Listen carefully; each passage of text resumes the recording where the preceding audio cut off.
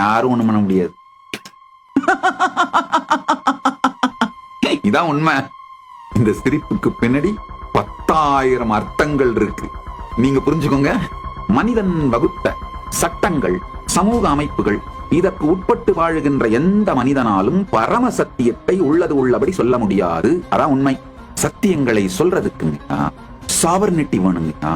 மனிதர்களால் உருவாக்கப்பட்ட எந்த அரசியல் சாசனத்துக்கும், அரசியல் சட்டத்திற்கும், சமூக அமைப்பிற்கும், சமூக திட்டத்திற்கும் கட்டுப்படாது. அவைகளுக்கெல்லாம் அப்பாற்பட்ட சர்வ சுதந்திரத்தோடு பெருமான் என்னை வைத்திருப்பதனால் அவர் அருளிய சத்தியங்களை, பரம சத்தியங்களை உள்ளது உள்ளபடி சொல்லுகின்றேன்.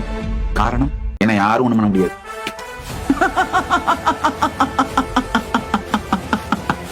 இதான் உண்மை.